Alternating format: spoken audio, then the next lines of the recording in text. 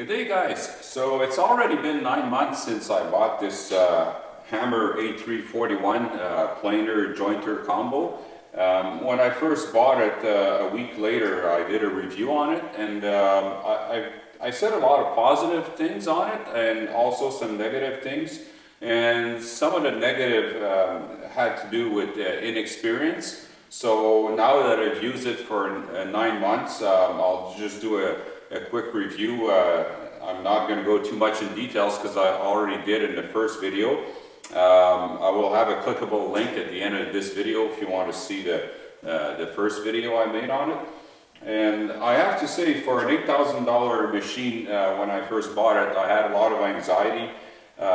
There's a lot of things I didn't know if I'd be happy with it. One of the things is when it's in the planer mode, the table for jointing is up, and I was wondering, if I want to go around the machine, I'd bump into this.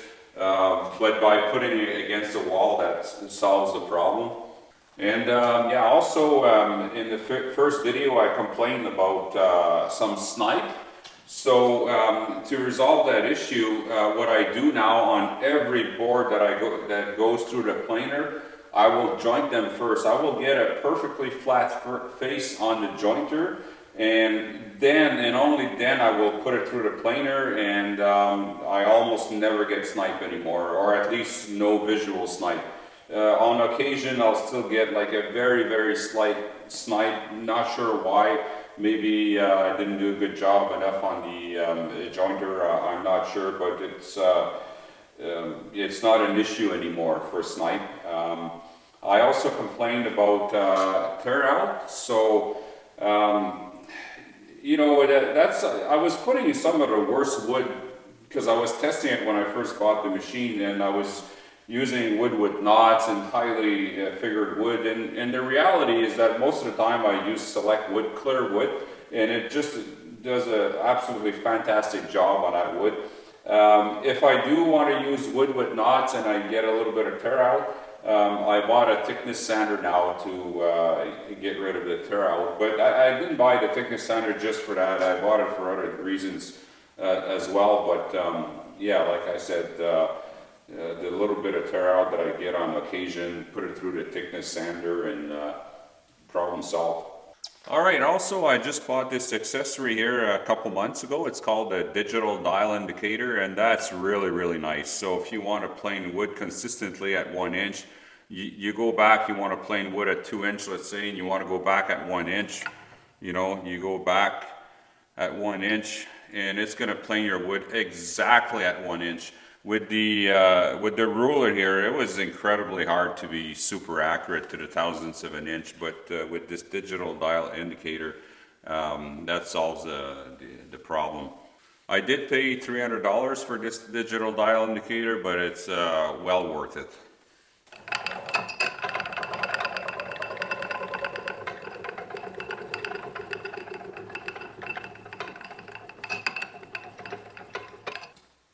More things I was worried about when I was at the Feller Group and I was looking to purchase this machine is it was on display the way it is now, and I was seeing the planer table so low, and I'm like, wow, this has got to be uncomfortable. The planer table is so low. But what I did not think about is when you have to switch it over to the jointer mode, you need to drop down your table 7 inches in order to change over to the jointer.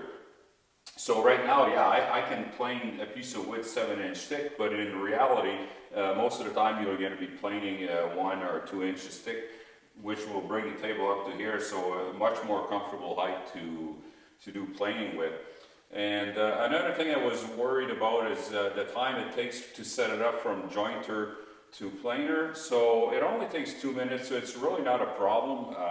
When I do a big job, I will joint everything first, then switch it over to the planer, plane everything after. And so, yeah, it's really not an issue because I work by myself in here. If I would have an employee or two, then it would be an issue for sure. Then I would have a planer and a jointer separately.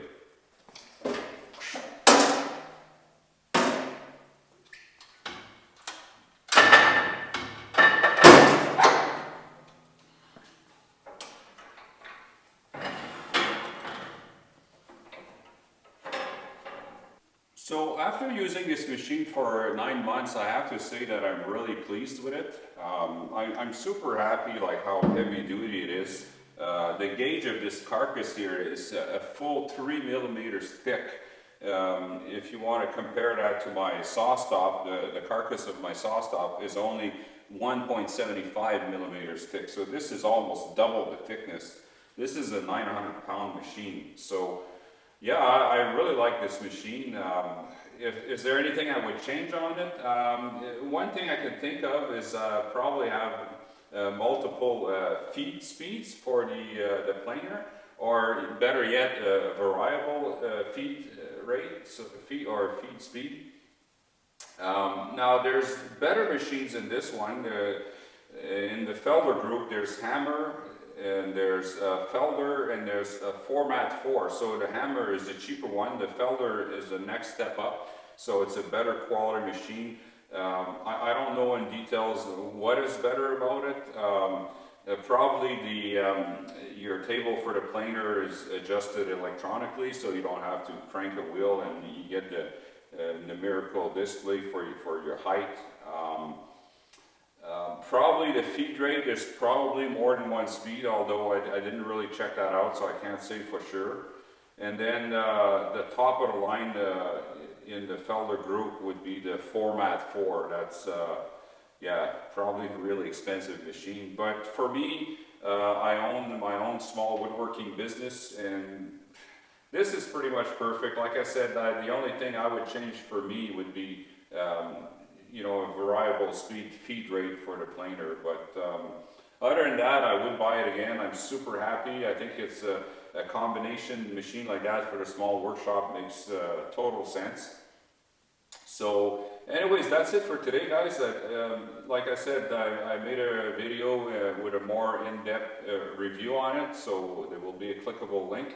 And now I'm going to take this piece of hard maple here, so you can see how crooked this is, and you can watch, if you want to keep on watching this video, I'm going to joint this piece on the flat side and on the edge, and then I'm going to run it through the planer, and there's not going to be music or anything, so you can hear the sound of the machine to see what it sounds like. Alright guys, so thanks for watching.